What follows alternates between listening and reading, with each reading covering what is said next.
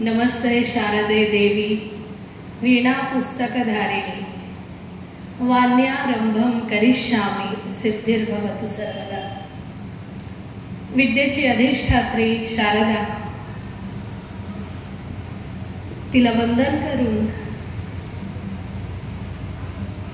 या व्यासपीठाला वंदन करते, अभिवादन करते आणि तुम्हा सर्व मान्यवरांना सुद्धा अभिवादन करून माझा जो विषय आहे मानवी सभ्यतेचा आदर्श रामायण, हा विषय मनमतीनुसार माझ्या बुद्धीच्या कुवतीनुसार मी मांडण्याचा प्रयत्न करते। खरं तर सांभाळून घ्या, कारण मी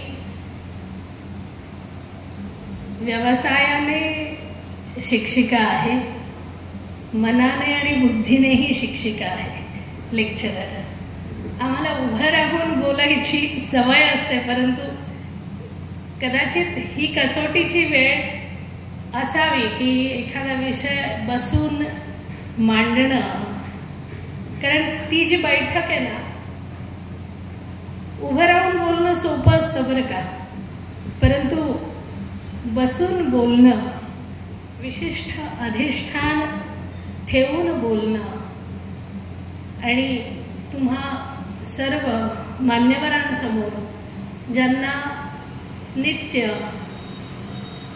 भागवताचा रसास्वाद ज्ञानामृत चाखावयास मिळतंय, अशांसमोर बोलणं जरा कठीण, सांभाळून घ्या।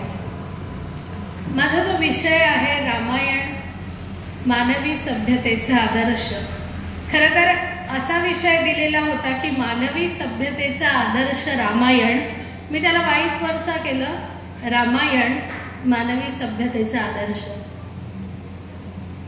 आणि मी तुम्हाला आत्ताच सांगितलं की मी मनाने आणि बुद्धीनेही लेक्चरर आहे आणि त्यात संस्कृतची लेक्चरर, त्यामुळे जरा शब्दांवर विचार करायची सवय जडलेली आणि ती माझ्या या कामानुसार अधिगत झालेली। पहिला शब्द आहे रामायण। रामायण हा शब्द आपल्याला काही जुना नाही आहे, भारतीय समाजातला प्रत्येक जण या शब्दाला पारखा आहे असं म्हणायची गरज नाही। आपला शब्द आहे, जवळचा शब्द आहे, मनाला सुद्धा भावनिक हिंदोळे देणारा शब्द आहे आणि बुद्धीला सुद्धा कसोटीवर उतरवायला लावणारा शब्द आहे हा रामायण शब्द। काय बरं याची जर आपण फोड केली, या शब्दाला जर 2 शब्दांमध्ये वेगवेगळं केलं तर नेमकं काय, हे जेव्हा आपण पाहू तेव्हा त्यात 2 शब्द दिसतात, एक राम आणि दुसरं अयन। राम हा शब्द पण आपल्याला नवीन नाही आहे आणि अयन म्हणजे मार्ग। रामायणामध्ये वाल्मिकीने ज्याबद्दल लिहिलेलं आहे त्या रामाचा मार्ग म्हणजे रामायण। इतकं साधं सोपं वाटतंय, पण ते तितकंसं साधं सोपं नक्कीच नाही आहे। काय तो मार्ग आणि असा हा मार्ग मानवी सभ्यतेचा आदर्श कसा, पाहूया। आपल्याकडे एक म्हण आहे महाराष्ट्रात सगळीकडेच, बोले तैसा चाले त्याची वंदावी पाऊले। ती व्यक्ती श्रेष्ठ असते जी मनः, कर्म आणि वचन यांनी एकरूपता देणारी असते। असं नसतंय अशा माणसांच्या मनामध्ये वेगळं, ओठात वेगळं, पोटात वेगळं, अशी माणसं मोठी नक्कीच नसतात। ज्यांच्या वाणीमध्ये, मनामध्ये, विचारांमध्ये आणि क्रियेमध्ये एकरूपता, एकवाक्यता आहे, त्याला आपण महापुरुष म्हणतो, वेगवेगळी बिरुद देतो।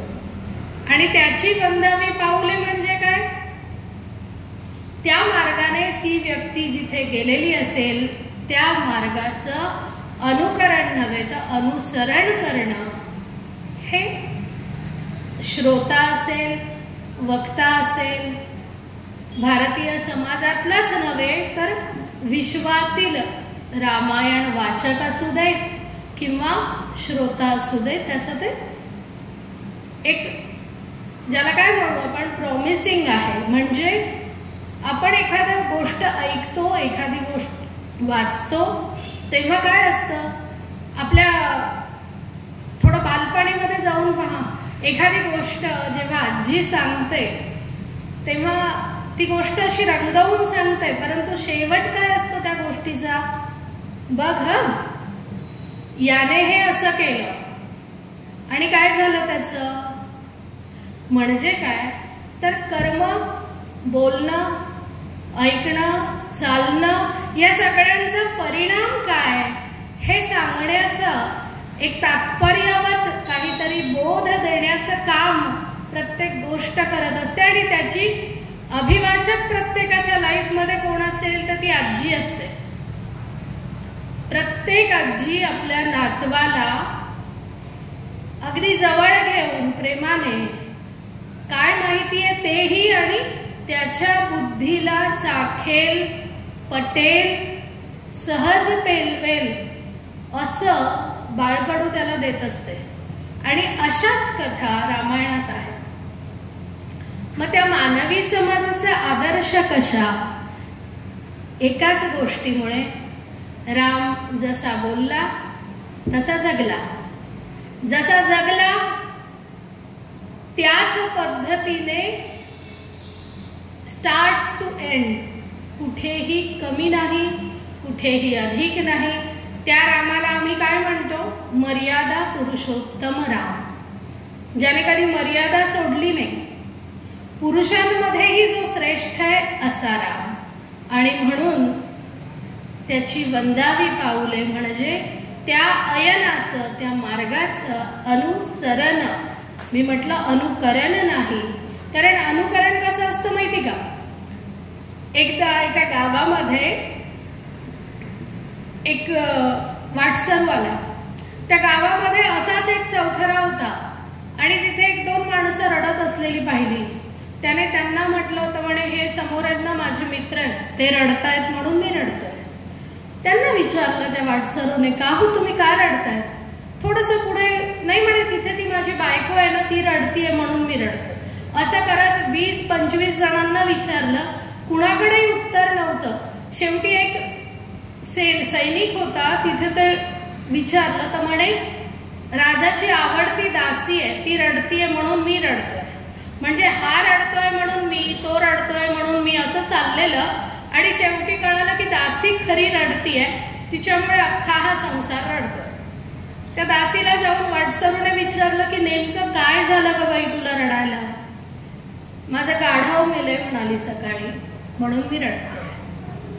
पहा, म्हणजे तिचं गाढव मेलंय आणि अख्खा समुदाय लागला रडायला. हे अनुकरण.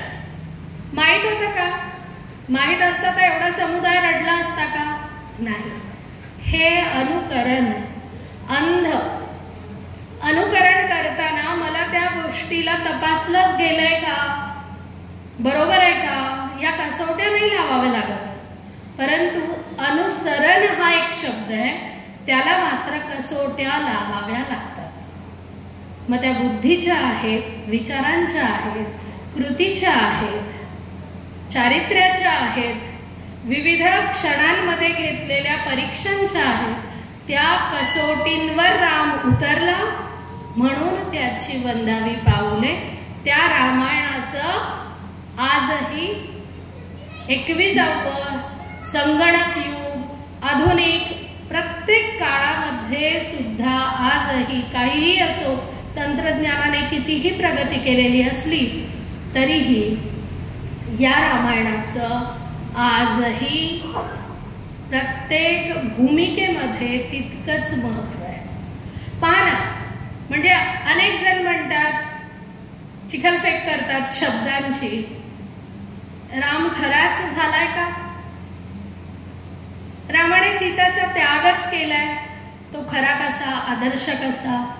रामायण खरंच घडलंय का एक फिक्शन आहे, नुसतं लिहिलेलं एक काव्य आहे?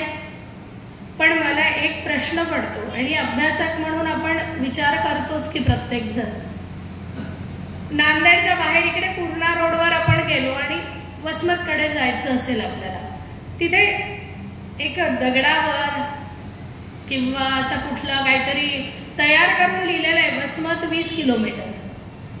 आपण विश्वास ठेवतो की नाही की इथून वसमत किती आहे?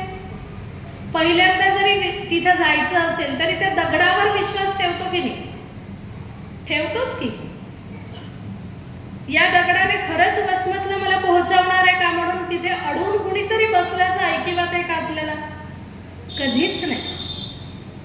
साध्या दगडावर जर आपण विश्वास ठेवून पुढे जातो, बाण दाखवलेले असतात वसमतीकडे, आपण विश्वास ठेवतो त्या बाणावर, कुणीतरी काढलेले आहे का चित्रावर ठेवतो आपण विश्वास. मग विचार करा, जर असं कुणी असतं की खरंच आहे का वसमत इथे, अशा जर त्यांनी कसोट्या चेक केल्या असता आणि जर वसमत नसतं तर तो दगड तिथे राहिला असता का?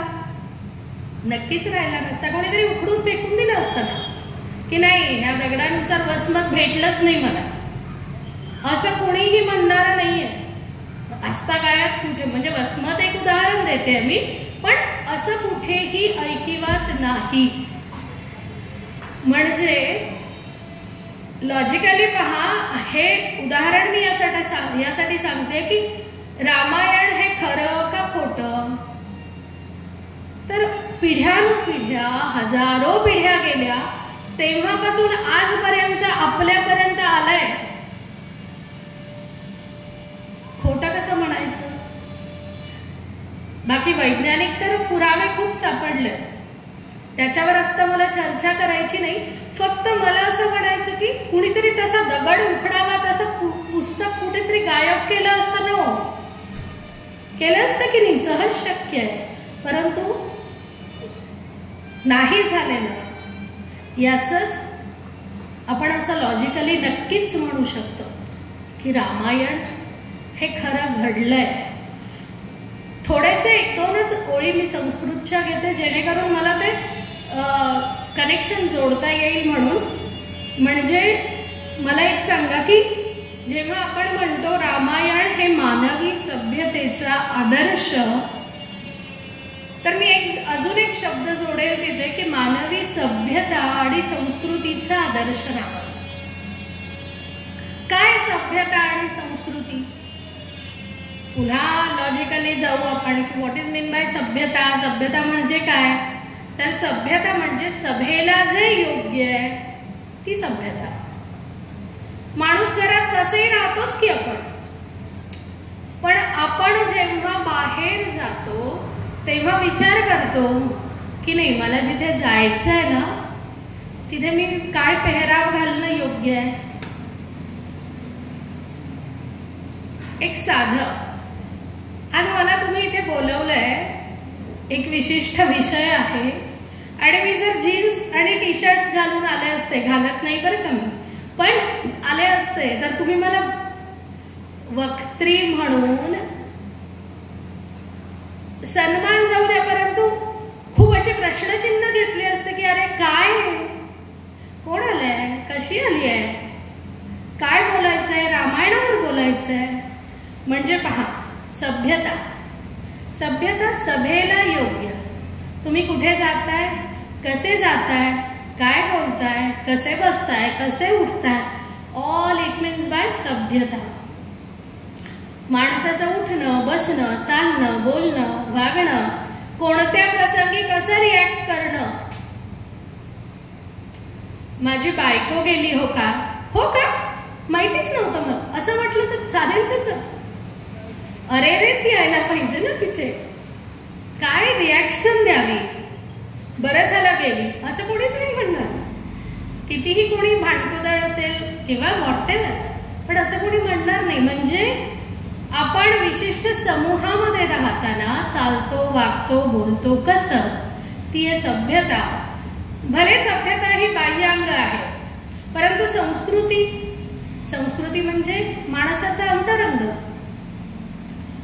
काय संस्कृती म्हणजे वे ऑफ लाईफ, म्हणजे जगण्याची पद्धत, वे ऑफ थिंकिंग विचारांची पद्धत, आणि वे ऑफ वर्शिप म्हणजे उपासनेची पद्धत. या तीनही पहा म्हणजे सभ्यता आणि संस्कृती जेव्हा आचार प्रणाली, विचार प्रणाली आणि उपासना प्रणाली आणि सभेमध्ये कसं, कुठे, काय, कुणाशी काय बोलावं हे सगळ्याचं भान आणि ज्ञान हे सगळं रामायणात सापडतं. एक एक छोटे छोटे जर आपण प्रसंग आठवले ना, कैकेयीने जेव्हा वनवास मागितला आणि राम गेला सुद्धा, भरताचं काय झालं? कोप अनावर झाला. मातानं तू वैरिणी म्हणाला, तुला आजपासून आई म्हणणार नाही म्हणाला. परंतु राम असा चिडला का? रामायण आपलं वाटतं ना, तर यासाठी वाटतं. आपण इथे आपल्याला माहितीये नेक्स्ट टू काय होणार आहे? नाही माहिती. अनाहूत संकट झेलणारा सामान्य मानव आणि त्यांना जर कोणी आदर्श असेल तर राम आहे. त्याचं लाईफ आठवा. अख्खं काय मागितलं होतं त्यांनी? चंद्र हातात दे आई म्हटलं होतं. आईने काय केलं? आरसा दिला हो, आणि चंद्राचं प्रतिबिंब दिलं हातात. बघ तुझ्या हातात चंद्र आहे. आम्ही आया पण असंच करतो की लहान मुलांच्या आमच्या समजुती अशाच घालतो. आम्ही कुठे देऊ शकणार आहे चंद्र, सूर्य, तारे, किंवा त्याला एखादी गोष्ट हवी आहे, आम्ही काहीतरी त्याला अंजारून गोंजारून या पद्धतीने घेतोच की नाही का? मग राम आमचा नंतर काय, उद्या अभिषेक ठरला आणि आज काय मिळाला? वनवास मिळाला. किती छान पद्धतीने स्वीकारलं. चिडला का? नाही. आईवर रागावला का? बरं ती आजच्या भाषेत आपण बोलायचं तर सख्खी आई पण नव्हती. तिचं काय म्हणून ऐकायचं? आज आपण म्हणू शकलो असतो. माझा मुलगा आणि मी असं खूप वेळा चर्चा होते. मी नेहमी म्हणते, आता हा विषय काल परवा जस्ट आम्ही बोलत होतो, मी म्हटलं माझ्या मुलाचं नाव आलाप, मी म्हटलं आलाप, रामायण वाचताना तिथे आपण असतो तर काय केलं असतं? आईने वनवासात जायला सांगितलं, राम निघाला, सीताही लगेच निघाली. बरं सीता निघाली तर ती अर्धांगिनी आहे समजून घेऊ, पण भाऊ पण निघाला. त्याला उर्मिले नाही, थांबवलं नाही. किती मोठी आदर्श कुटुंब व्यवस्था आहे पहा. बरं आणखीन खोलात आपण जाऊ. 3 सवती एकत्र प्रेमाने राहतात. त्यानंतर वाल्मिकीचं रामायण वाचा, कुठेही कौसल्येनं कैकेयीचा द्वेष केलेला आहे असं वाल्मिकीने लिहिलं नाहीये. आणि आणखीन एक मला असं इथे मी सांगेल, खरं तर गरज नाही, परंतु हिंदू म्हणून घेणाऱ्या प्रत्येकाला ते माहिती पाहिजे म्हणून सांगते. पान म्हणजे सामान्याचा काय राम हे सांगते मी फक्त. वाल्या कोळी होता, बरोबर आहे, हाणामारा कापा इतकंच माहिती होतं. बाकी काय? माझ्या कुटुंबाच्या गरजा पूर्ण करणारा, त्यात जो आडवा येईल सहज देईल त्याला जाऊ देईल, पण जो आडवा येईल त्याला कापून टाकेल. आणि अशा कित्येक जणांना मारलं. आले आपले नारद मुनी, म्हणाले तू काय करतोयस? नाही म्हणाला, माझं हे रोजच आहे. जो माझ्या गोष्टी आणून देईल, मला लागणाऱ्या त्यांच्या जवळच्या गोष्टी मिळाल्या ठीक, नाही तर मी यांना कापून टाकेल. म्हणाला कुणासाठी? नाही म्हणे माझ्या घरच्यांच्या पोषणासाठी, त्यांचे सगळे लाड पुरवायला, हट्ट पुरवायला. जा म्हणे, याचं अर्ध तुझी बायको तरी या अर्धा पाप घेते का अंगावर बघ. ती म्हणाली नाही. मुलं म्हणाले नाही. मग आता हा आला, म्हणाला काय नारद ऋषी, कोणीच नाही येते माझ्यासोबत, माझ्या मागे, मग आता करू काय? आत्तापर्यंत केलेलं जाऊ देत म्हणे. हे आपल्या संस्कृतीची फार मोठी देण आहे.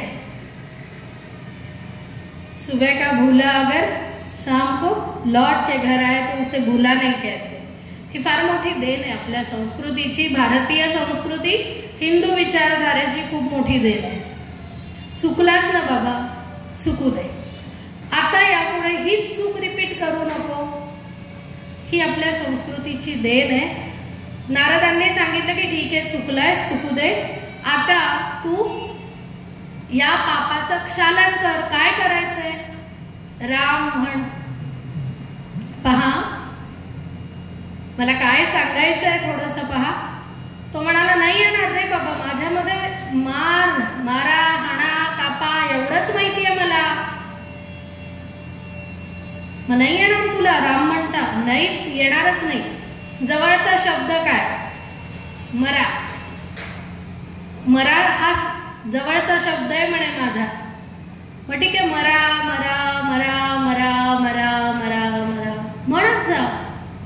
स्वे स्वे कर्मण्यभिरतः संसिद्धिं लभते नरः. हा मोठा अभिवचनाचा भाग कुठलीही ग्रंथसंपदा असो भारतीय संस्कृतीची तिथे आहे. तुम्ही गरज नाही खूप मोठा अवडंबर करा, खूप मोठी गोष्ट गरजेची ती पण आहे बरं का. जशी 4 जणातही लग्न होतं आणि लग्नाचा मोठा समारंभही होतो, तशी मानसिक पूजा सुद्धा आहे आणि अगदी सालंकृत पूजा सुद्धा आहे. प्रत्येक गोष्टीला अर्थ आहे. तो वेगळा भाग आहे, त्यात नको खोलवर जाऊया. पण जे तुम्ही करताय ना त्यातच राम शोधा, आयुष्य बदलेल. मग काय, मरा म्हण. तो म्हणायला लागला मरा मरा मरा करता करता करता या मराचं कधी राम झालं त्यालाही कळालं नाही. म्हणजे मनुस्मृतीमध्ये जो सांगितलंय ना की कर्मणा द्विज उच्यते, असेल ना जन्माने तो व्यक्ती साधा असेल, परंतु कर्माने त्याला मोठं होता येतं. याचं फार मोठं उदाहरण आहे.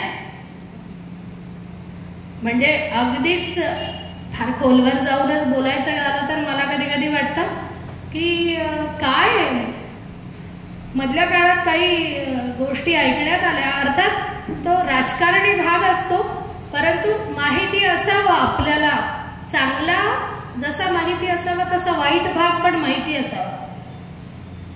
रामायण म्हणे ब्राह्मणांनीच पुढे आणलं. अहो कुठे ब्राह्मण, वाल्या कोळी होता. मला त्यातलं कळत नाही, पण ST OBC something what ever. पण कर्मना द्विजत्व प्राप्त झालेला वाल्मिकी महर्षी झाला तो. मरा टू राम. मरा म्हणता म्हणता राम कधी झाला हे कळालं नाही. ही ती साधना आहे, त्या साधनेचं सातत्य आहे. आणि याच रामाच्या शब्दाच्या प्रभावाने ती स्थिती तर बदललीच. नुसती स्थिती बदलली का, वाल्याचा वाल्मिकी झाला का? नव्हे.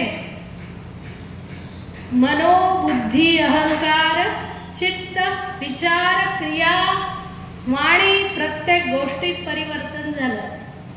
प्रत्येक गोष्टीत.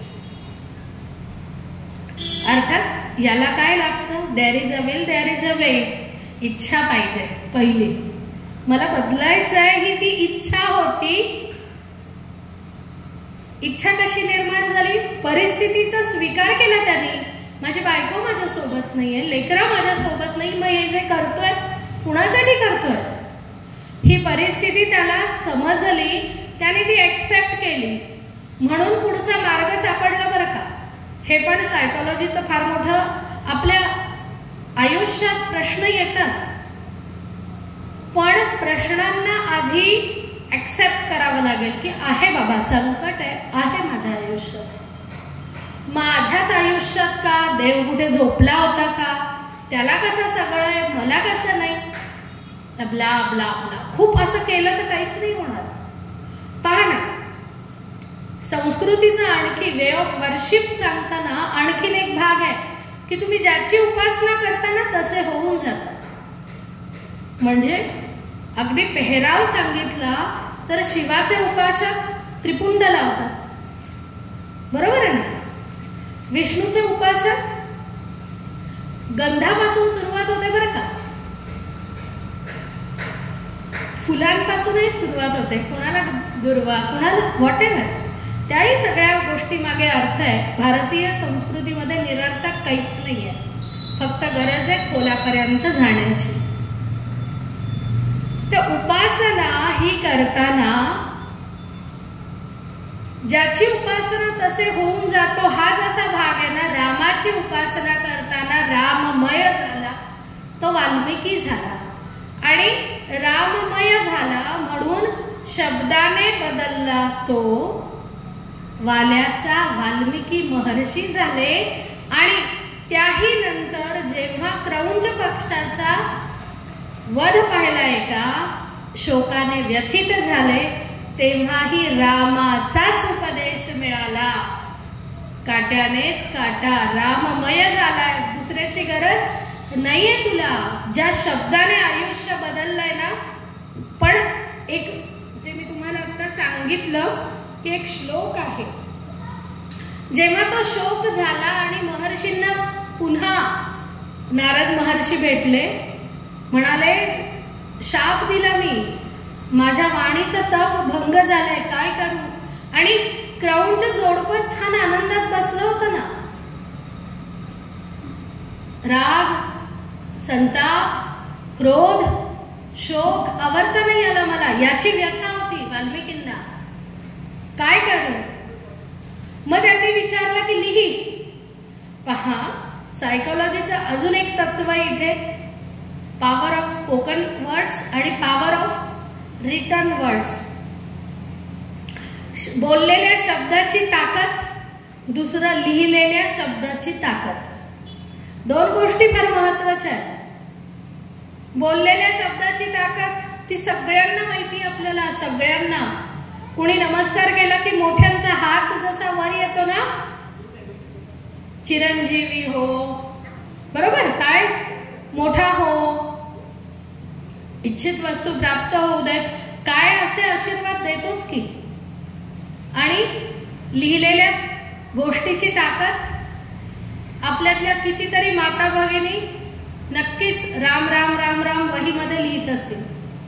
आमच्या कॉलनीमध्ये, मी काबरानगरमध्ये राहते, तिथे खूप जणी लिहितात. हेच नव्हे, अनेकांना डायरी लिहिण्याचा छंद असतो. काय झालंय ते लिहून काढणं. बोललेल्या शब्दाची जशी ताकद असते ना, लिहिलेल्या शब्दाची पण तीच ताकद. तुम्ही ज्या फ्रिक्वेन्सीमध्ये राहतात ते मिळत जातं. संकट संकट संकट संकट खूप आहेत, मला कायच कळू, संकटच घेराव घालणार. कारण तुम्ही बोलताय काय, संकट. युनिवर्स म्हणजे ब्रह्मांड आपल्याशी कनेक्ट कशाने होतं, आपल्या व्हायब्रेशननी. म्हणजे विचार प्रवाह, तुम्ही जे युनिवर्स, साधी गोष्ट आहे, आपल्या घरात प्रत्येकाच्या भिंत आहे. आज घरी जा, एक बॉल घ्या आणि त्या भिंतीवर मारा, काय होईल, काय होईल. फुलं अंगावर पडतील का. मी बॉल मारला, पडेल काय माझ्या अंगावर, बॉलच पडणार. साधी गोष्ट आहे ना. अगदी मी जो शब्द वारंवार यूज करेन, बोलेन, विचार करेल, त्याच प्रवाहाने मला ते दुपटी तिपटीनं परत येईल. मग राम राम राम राम राम, राममय झालेल्या वाल्मिकीला शोक झाला. त्याने विचारलं कोण अस्मिन सांप्रतम लोके. पहा, फार मोठं गणित आहे. सांप्रतम म्हणलंय, आता सध्याच्या काळात. कुणीतरी मागचा हिरो सांग, आदर्श माणूस सांग, आणि मग मी लिहितो त्याच्यावर, असं नाही म्हटलं. कोण अस्मिन सांप्रतम लोके, आता या काळामध्ये असा कोण आहे. गुणवान कश्च वीर्यवान, जो गुणवान आहे, वीर्यवान आहे, धर्मज्ञ आहे, धर्मज्ञश्च कृतज्ञश्च, केलेल्या गोष्टीची जाणीव ठेवणार आहे, असा कोण. सत्यवाक्यो दृढव्रतः, सत्यवाक्य आहे आणि हातात धरलेलं काम व्रत म्हणून नेमाने करणारे आहोत. आम्ही पण करतोच की काम, फक्त आम्ही 3 कॅटेगरीमध्ये मोडतो. 3 कॅटेगरी कोणत्या. पहिला आरंभशूर, काम सुरू करू, पोचेल की नाही शेवटापर्यंत माहित नाही. दुसरा मध्यशूर, अर्धवट केलं सोडून द्यायचं, होत नाही बाबा आता, पेशन्स संपले. पण 10% लोक अशी असतात की करतात सुरू, शेवटपर्यंत नेतात. दृढव्रतः, असिधारा व्रत.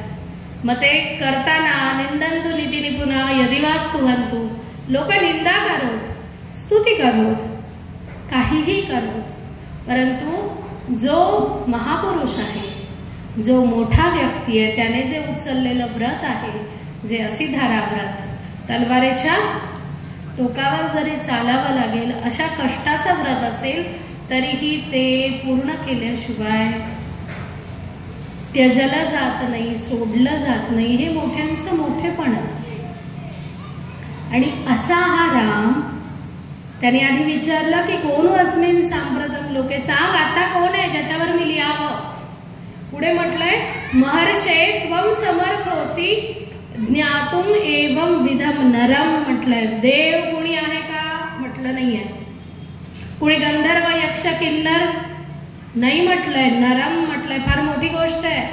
माणूस असा कोणी आहे का, नर आहे का, जो धर्मज्ञ आहे, कृतज्ञ आहे, सत्यवादी आहे, दृढव्रत आहे, जो वीर्यवान आहे, जो गुणवान आहे. आता गुण किती, दृढव्रत कसं, सगळं सगळं सगळं खूप मोठा भाग आहे. पण असा कोण आहे तुम्ही सांगा, मी लिहितो. असा कोण माणूस आहे हे महत्वाचं. त्याने एखादा फिक्शनल हिरो कोण आहे म्हटलं नाही, सुपर हिरो आहे का कोणी म्हटलं नाही. त्याने म्हटलं असा कोणी माणूस आहे का सांगा ज्याला मी लिहितो. आणि आपल्याला तर माहितीच आहे, नर अपनी करनी करे तो नर का नारायण हो जाए. माणसाने माणूस म्हणून जरी जगायचं ठरवलं ना तंतोतंतपणे, तर तो नारायण कधी होऊ जाईल याची त्यालाही कल्पना येणार नाही. जसं वाल्याचा वाल्मिकी झाला. कितीही पाप होऊ देत, आपली संस्कृती पापक्षालन देते, कशाला भ्यायचं. म्हणून पाप करायचे असा माझा मतीत अर्थ नाही. पण मला म्हणायचं आहे की आपल्याला बदल घडवून आणण्याची इच्छा असेल तर तो राम आणि हा हनुमंत सहाय्यक होतात आणि तुमची अडचणीची वाट मोकळी होते. पहा, ती सभ्यता आणि ती संस्कृती, विचार प्रवाह, आचार प्रवाह आणि उपासना प्रवाह, हे सगळे जे रामायणामध्ये दिसतात, म्हणून रामायण आदर्श आहे. वानराशी बोलताना तुच्छ आहे माणसापेक्षा म्हणून तसं बोललेला नाहीये राम, कुठेच नाही. मीच संकटात अडकलोय सुग्रीवा, माझीच पत्नी रावणाने पळवून नेली आहे, मी तुझी काय शोधू, असं नाही म्हटलं. दशरथाने म्हटलं होतं मला बंदिस्त कर, कारागृहात टाक आणि तू उद्या राजा होणार आहेस, तू हे करू शकतोस. पण त्या पुत्रधर्माची मर्यादा, सावत्राई असली तरी तिचा शब्द प्रमाण. आणि वाल्मिकी 24,000 श्लोकामध्ये एक शब्दही असा म्हटला नाहीये की रामाचा कैकेयीवर राग होता. अजिबात नाही, अजिबात नाही. म्हणजे मी तर असं म्हणेन 24,000 श्लोक आहेत ना, 10 श्लोक रोज रामायणाचे जर वाचायचे ठरवले तर 4.5 वर्ष लागतील. पण इथे असणाऱ्या सगळ्यांना किंबहुना आपण 10-10 जणांपर्यंत हा भाग पोहोचवू की वाचावं. रामायण, महाभारत आणि गीता ही त्रिसूत्री जी आहे ग्रंथांची ना, ही हळदी कुंकू वाहण्यासाठी नक्कीच नाही आहे. ती जीवनाचे ग्रंथ आहेत. तुम्हाला प्रत्येक भूमिकेत राम भाऊ कसा होता, पती कसा होता, राम एक विद्यार्थी दशेत कसा जगला, राजपुत्र खेळणारा सगळ्या सुखवस्तूंमध्ये, आणि विश्वामित्र आले आणि म्हणाले चल उठ, कुठे जायचंय, वनवासात. दशरथाला जरा काचकूच वाटली की माझं कोवळं पुत्र आहे, मी कसा पाठवणार.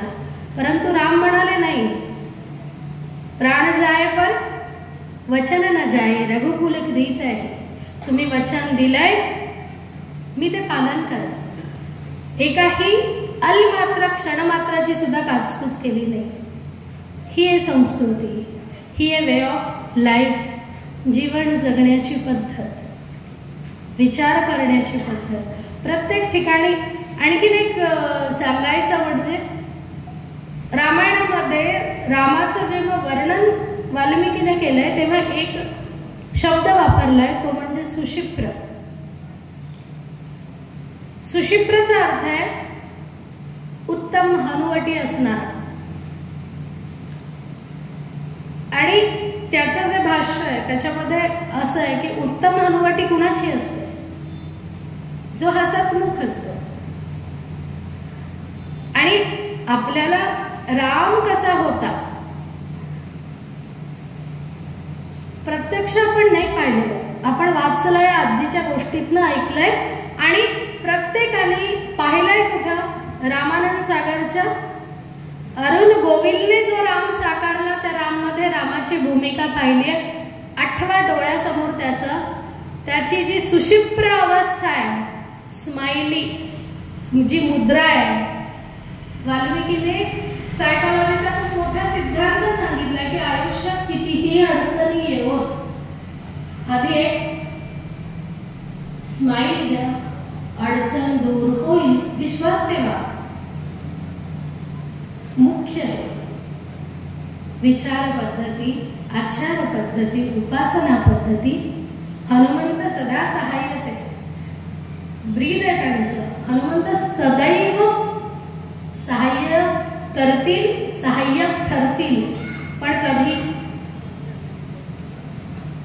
सगळ्यांना आपल्याला गीतेमधला एक श्लोक माहिती आहे, यदा यदा हि धर्मस्य ग्लानिर्भवति भारत अभ्युत्थानमधर्मस्य तदात्मानं सृजाम्यहं. बरोबर आहे? तेव्हा मी अवतार घेईन. पण काय म्हटलंय पुढच्या श्लोकात? परित्राणाय साधूनां. येईल मी. कुणासाठी येईल? विनाशायाच्या दुष्कृतां नंतर आहे. पहिलं काय?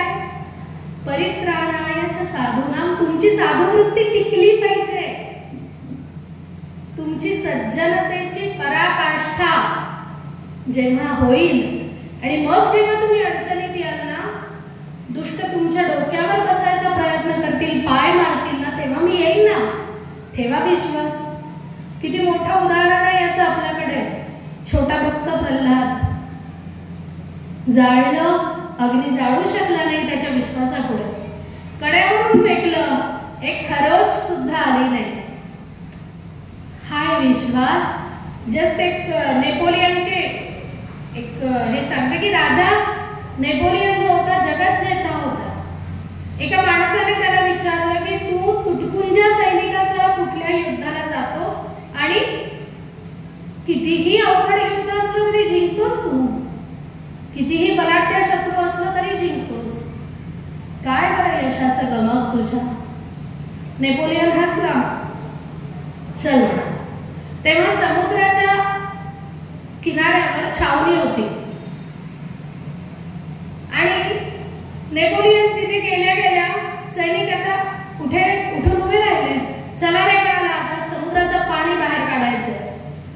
सैनिकांनी जे हातात मिळेल ते घेतलं आणि पाणी काढायला सुरुवात केली. तो माणूस म्हणाला, काय रे, मी कशासाठी आलो होतो? मला वाटलं जगत जेता नेपोलियन मला काहीतरी याच्या यशाचं गमक कळेल. तू मूर्ख निघाला, तुझे सैनिक तर महामूर्ख. समुद्राचं पाणी कुठे काढता येतं का? नेपोलियन म्हणाला, तुला कळालं नाही, तुझं उत्तर मिळालं नाही तर तू शतमूर्ख आहेस. काय म्हणे? Not to question why, just do or die. मी सांगितलेला शब्द जसा आहे तसा, जो आहे तो, हे ते करतायत. हेच माझ्या यशाचं गमक आहे. माझ्या बुद्धीवर चालतात, स्वतःची बुद्धी लावत नाही. हा भाग आहे माझ्या जिंकण्याचा, मुख्य यशाचं गमक आहे. मग आम्हाला आमच्या रामायणात सांगितलंय, दुर्दम्य आहे सागर, चालता येणार नाही. पण राम नामावर तरला. राम नाम तारक आहे. तरला ना, समुद्र तरला सगळ्यांनी. श्रीलंकेपर्यंतचा मार्ग आजही संशोधन केलं तर मिळतं म्हणतात. आम्ही नाही गेलो अजून रामटेकला, पण आपल्याकडे अनेकांनी पाहिला आणि युट्यूबवर आपण प्रत्येक जण पाहतो. म्हणजे विचार करा, राम नाम तारक आहे, वाल्मिकीच्या व्यथेला मारक आहे. अगदी वाल्मिकी आणि रामनाम हे सेतूपर्यंत कशाला जायला? आपला बालपणीचा काळ आठवा, ताप आला तर आपण डॉक्टरकडे जायचो का? नाही. रामरक्षा आणि रामरक्षेचं पाणी, रामरक्षेची रक्षा. रामनाम तारक आहे, रामनाम मारक आहे. राम शब्द सुद्धा जीवन बदलतो, याचं मोठं उदाहरण आहे वाल्याचा वाल्मिकी होणं. हे मोठं उदाहरण आहे. म्हणजे राम शब्द सुद्धा मोठा, राम नाम सुद्धा मोठं. पण ते नाम कसं घ्यायला पाहिजे? वाल्याने असं म्हटलं असेल का? आत्ता घ्यायचंय का? उद्यापासून घेतो ना, नाहीतर परवा घेतला तर चालेल का? नाही, परवा ना माझ्याकडे कोणीतरी येणार आहे, मग एक दिवस श्वासागणित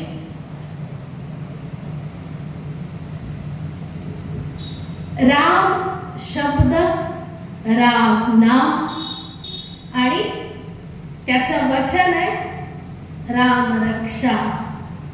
आणि त्याचा प्रत्यय आहे, आपण सगळे ज्या मंदिरात बसलोय तो आपल्या अखिल मानव जातीसाठी चिरंजीवी केलेला त्याचा भक्त दास रामाचा हनुमंत आजही आहे.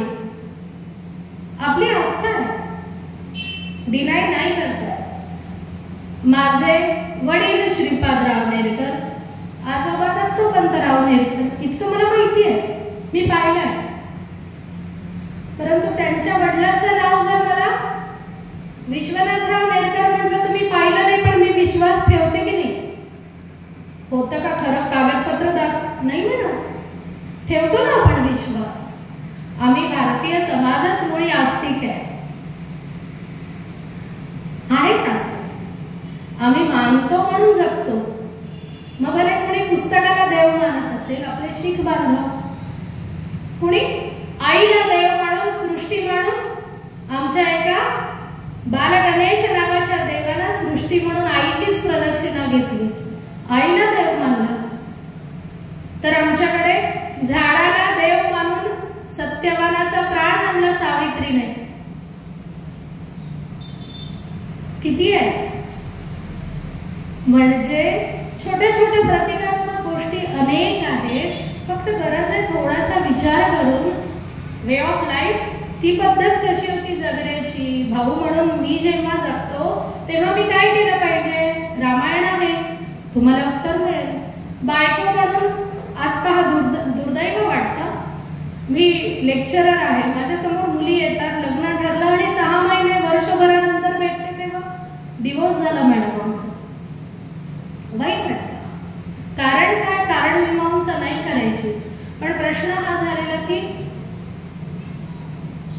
मला पहिलं, मी जसं म्हटलं की वाल्याने परिस्थिती ऍक्सेप्ट केली होती. थोडा जरी विरोध झाला तर आज आम्ही ऍक्सेप्ट करत नाही, हा मोठा भाग आहे.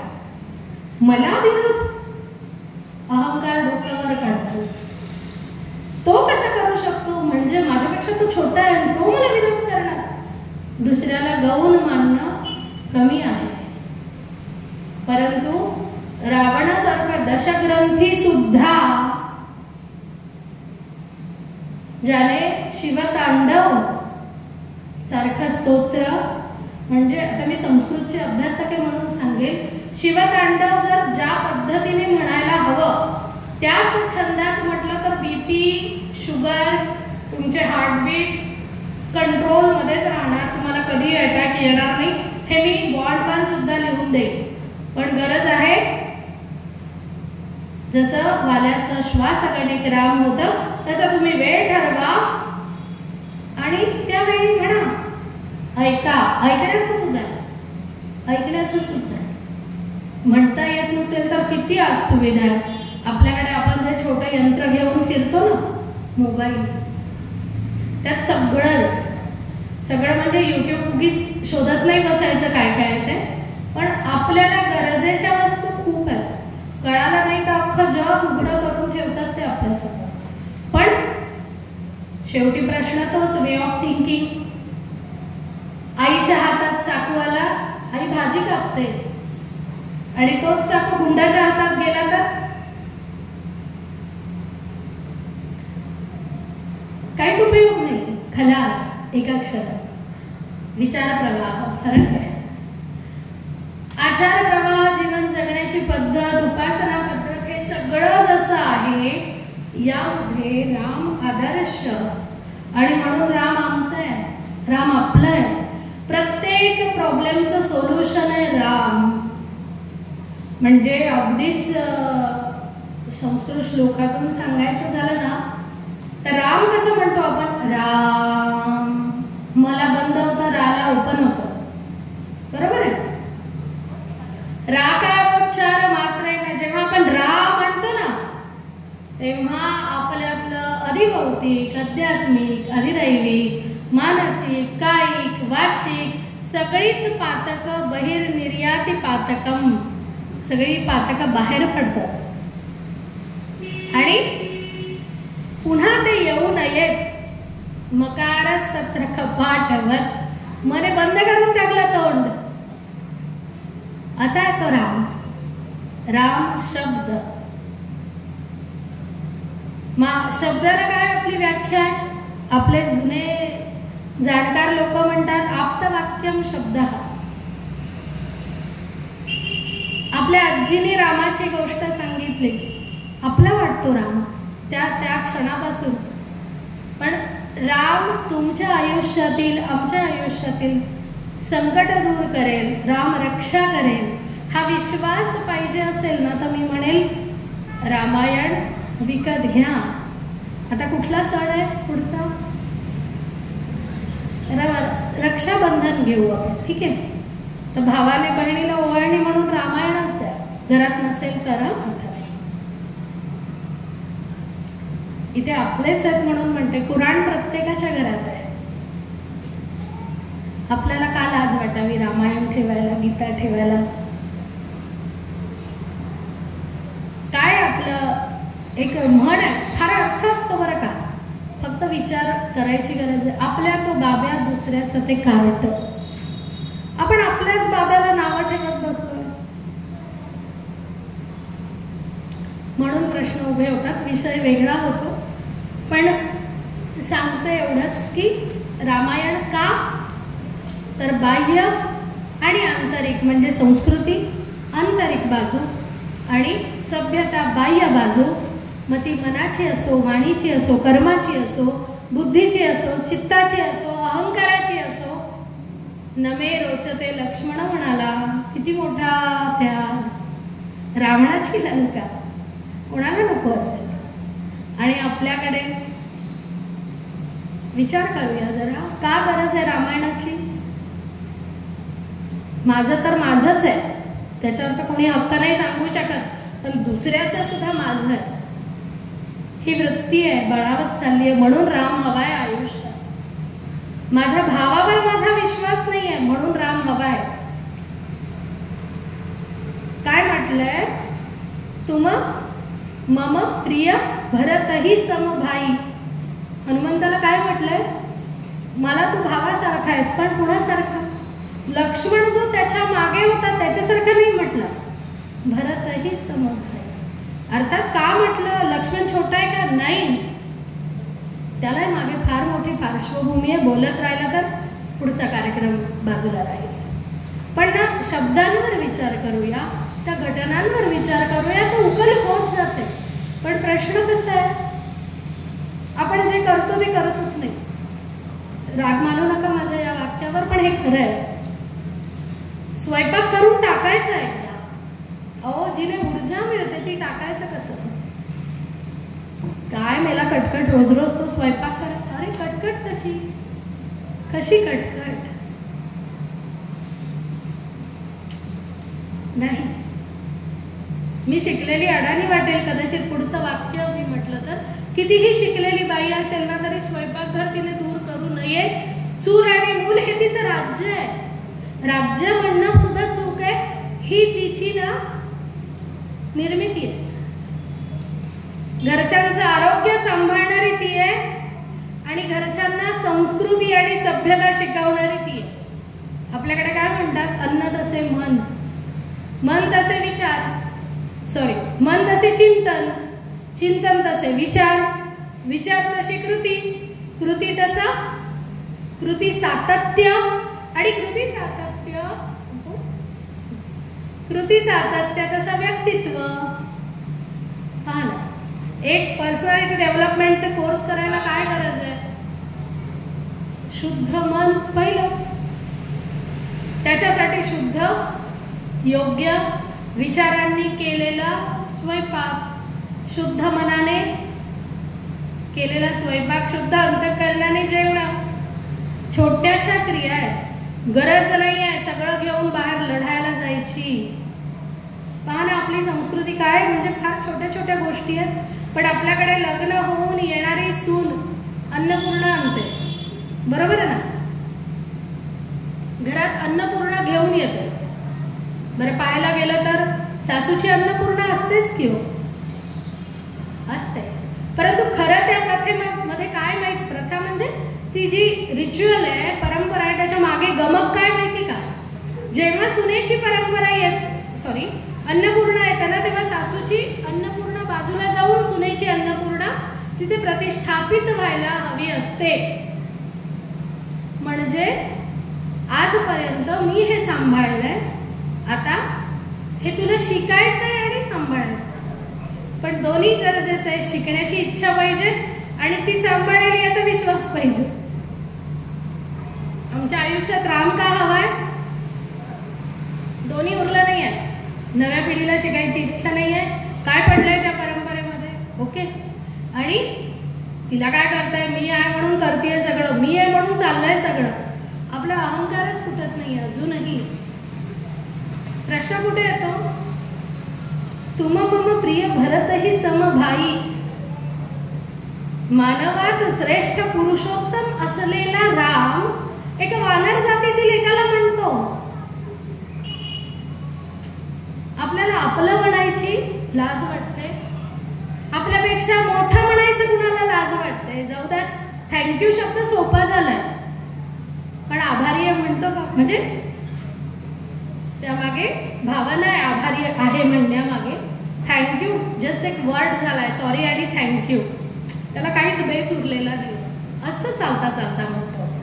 म्हणून राम हवाय, भाऊ म्हणून जगताना सगळं राज्य तू सांभाळ म्हणून भरताच्या स्वाधीन केलं, पण हे त्याचं आहे, मी त्याचा सेवक म्हणणारा लहान भाऊ, आणि लहान भावाला तून मी वेगळाच करेन हे म्हणणारा रामासारखा मोठा भाऊ आज हवेत. म्हणून रामायण मानवी सभ्यता आणि संस्कृतीचा आदर्श. फक्त एवढंच आहे की राम होता का, खराच का, राण्या मांडतच होत्या का, यात पडण्यापेक्षा फार एक छान वाक्य आहे आपलं, जगाच्या कल्याणा संतांच्या विभूती. संत महंत महापुरुष यांची पायामुळं शोधायचीत कशाला. जसं मी म्हटलं की वसमत 20 किलोमीटर ठेवतो ना विश्वास, ठेवा. माणसाच्या चांगुलपणावर विश्वास ठेवू. हंसो यथाक्षीर मिवांबू मध्यात. खूप शास्त्र आहेत जगात, खूप कला आहेत, खूप विद्या आहेत. चालता चालता चरैवेती चालतोय, आपण चालतोय चरणवाई मधुविंदती. जेवढं आपल्या जवळ साठवता येईल ते चांगलं साठवू.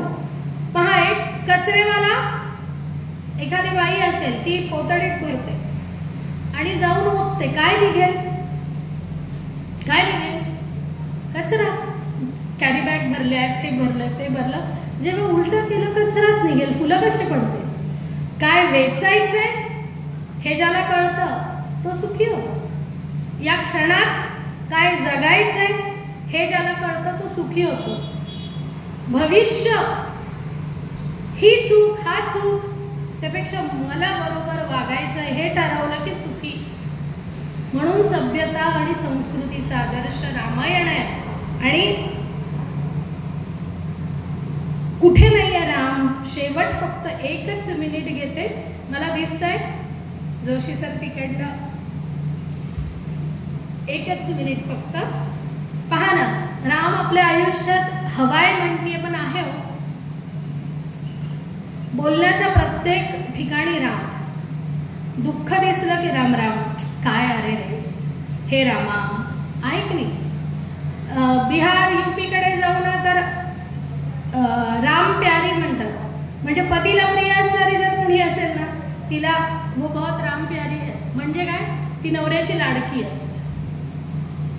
राम भरोसे, काम होणारच आहे की नाही माहिती नसेल तर म्हणतात राम भरोसे बाबा. किंवा अचूक उपाय रामबाण, असे खूप शब्द आहेत. खरं तर चांगला नवरा मिळू दे तर राम मिलाई जोडी म्हणतात. असे खूपसे शब्द आहेत जिथे शब्दांमध्ये सुद्धा राम आहे. मी जसं सांगितलं की राम नाम पण तसंच आहे आणि राम शब्द पण तसाच आहे. जो तारक आहे, मारक आहे, संहारक आहे, सगळं काही देणारा आहे राम. फक्त गरज आहे माळ घेऊन जप करायची नाही. आपल्याला म्हणजे मी जे म्हटलं ना, माझा मुलगा आणि मी त्याला म्हटलं की अरे रामायणामध्ये आपण असतो तर काय केलं असतं, रामायण कसं झालं असतं, आजची पिढी जर रामायणात असती काय काय रामायणात घडलं असतं असं मी म्हणत होते. मला म्हणाला आई तो विचार करण्यापेक्षा आता गरज काय, आता आपण जगताना काही प्रॉब्लेम आला तर राम या प्रॉब्लेमला रामाने कसं फेस केलं पाहिजे हे विचार करायचा. एक चांगली दृष्टी दिली त्याने मला. असा हा राम मर्यादेचं नाव आहे. राम प्रत्येकाने आपापल्या मर्यादा जबाबदाऱ्या ओळखल्या तर संसार सुखी. प्रत्येक घर रामासारखं आदर्श, आपलंही आयुष्य रामायणासारखं कठीण झालं तरी काव्य होऊन जाईल. त्यामुळे असं सुंदर सुशिप्र जगणं, सभ्यतेचं आणि संस्कृती प्रदायक आयुष्य रामकृपेने आणि या हनुमंताच्या आयुष्यात मिळणाऱ्या प्रत्येक क्षणोक्षणी आशीर्वादाने. कारण आहे चिरंजीवी, सप्त चिरंजीवापैकी एक हनुमंत कुठे आहे. जसा हनुमंताच्या छाती फाडून त्याने दाखवलं होतं राम आहे ना, तसं आपल्या अवतीभोवती प्रत्येक ठिकाणी हनुमंत आहे. हे ज्याने लक्षात घेतलं ना तर आयुष्य सुंदर होईल आणि व्यक्तीच्या दृष्टिकोनातून, समाजाच्या दृष्टिकोनातून राष्ट्र, ज्याला पुन्हा आपला भारत देश सोने की चिडिया व्हावं असं म्हणायचं आहे. त्याने इतिहासाची पानं फक्त यासाठीच चाळावीत, उद्या काय भांडायचं याच्यासाठी नाही, कुठल्या मुद्द्यावरून भांडायचं याच्यासाठी नाही, तर इतिहासात काय चांगलं आहे तेवढं वेचावं, आपल्या आयुष्याला नवीन कलाटणी द्यावी, एक विचारांची सुसंगत साखळी बनवावी आणि हौसेने ती मिरवावी. प्रत्येक आयुष्य रामासारखं सुंदर आयुष्य मिळेल, जे वनवासात सुद्धा आनंद देऊन जाईल. त्यामुळे असा आनंद प्रत्येकाच्या आयुष्यात, प्रत्येक भूमिकेत मिळावा अशी रामरायाच्या चरणी प्रार्थना करते. इथे भागवताचं कथा सुरू आहे, त्या गुरूंनाही मनस्वी अभिवादन करते. मला इथे आमच्या घरातले स्नेही, माझ्या सासऱ्यांचे मित्र रमाकांत जोशी सरांनी माझे विचार मांडण्याची, खरं तर तुम्ही सगळे वयस्थ, ज्येष्ठ आणि ज्यांनी भागवत ऐकल्यानंतर काय ऐकायचं आहे. भागवत म्हणजे व्यासोच्छिष्टम जगत सर्वम आहे. काय महाभारत, काय भागवत, काय काहीच. आपण तरीही रामायणातला सेतू बांधताना खार धूळ झटकते की नाही, ती धूळ समजा माझी वाणी म्हणजे. परंतु तो खारीचा वाटा आता आमचे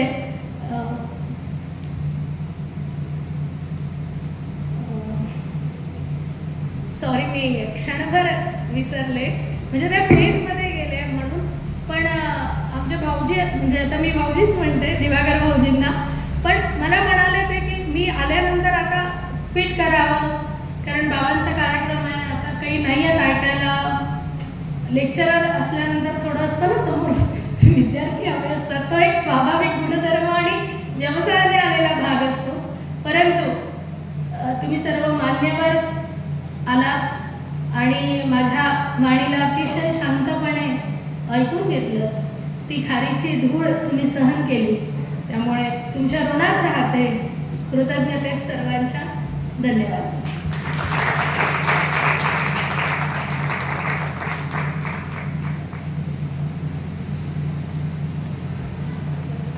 Thank you.